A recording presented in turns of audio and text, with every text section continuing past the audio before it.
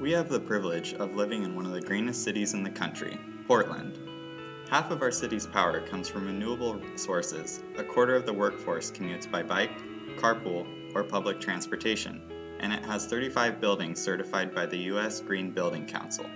The recycling rate in Portland already stands at 53% and continues to grow every day. New innovations are always being made to figure out the most sustainable ways of life. But this doesn't mean we get to sit back and let the city do all the work. Each of us is responsible for how we use the resources provided to us. Our personal efforts is what would lead Portland and the people living here to success. So what can we do? The answer is simple. Participate. Do everything that you can to reduce your carbon footprint on the planet. This can be done by conserving and reducing our electricity and water usage, as well as cutting back on the use of fossil fuels on a daily basis. Everyone must take responsibility. Without us realizing it, our daily carbon footprint can add up quickly as we go through our daily routine. Each person's contribution amounts to a massive amount of carbon and pollution to our planet. The United States average carbon footprint is 27, which appears massive when compared to the world average, which is 5.5. It is obvious the United States has a lot of work to do.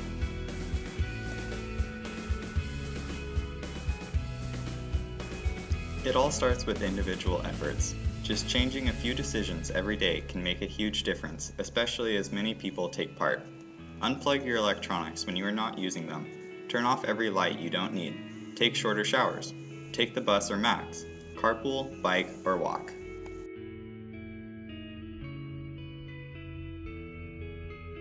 As Cold Student and PSU, we are set up for success. Recycling and green lifestyle efforts are encouraged throughout campus. Building transportation and biking is already hugely popular. 40% of students and 45% of the staff use public transit. Additionally, each building on campus is becoming increasingly sustainable, including 8 LEED certified buildings.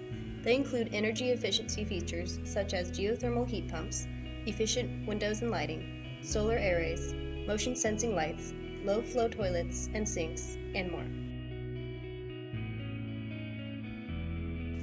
Examples of these buildings on PSU campus include Stephen Epler Hall and the Rec Center, which have water harvesting systems used for plumbing and irrigation.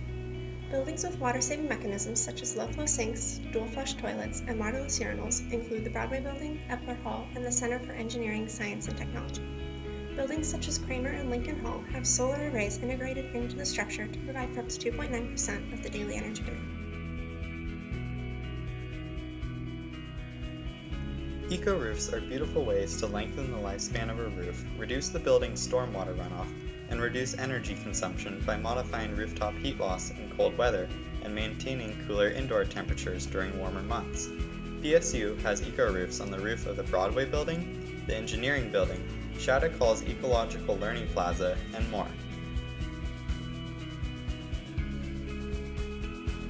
Buildings consume 40% of all material and energy flows and represent 72% of U.S. electricity consumption. Buildings account for 38% of the CO2 emissions in the U.S. alone. Green building practices such as these at PSU provide the framework and tools to build in an efficient, healthy, and ecologically responsible manner. Expansion of these ideas to other campuses, the rest of the city, and the rest of the world is the next step.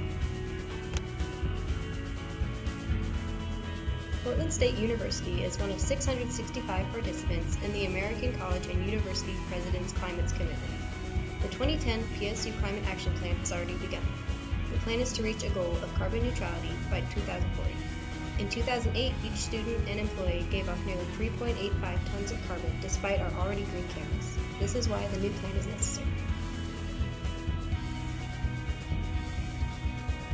This plan includes taking steps towards creating a rich learning environment that will ensure future leaders in the movement to a carbon-free atmosphere, experimenting to figure out the most efficient and sustainable techniques for future architecture projects, and providing more opportunities for students to get involved with these green projects. These innovations are impressive and helpful, but it all comes down to us as individuals. We have to work together to ensure our planet can begin to heal.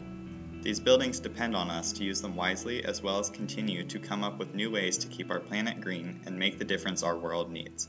Our future generations depend on us.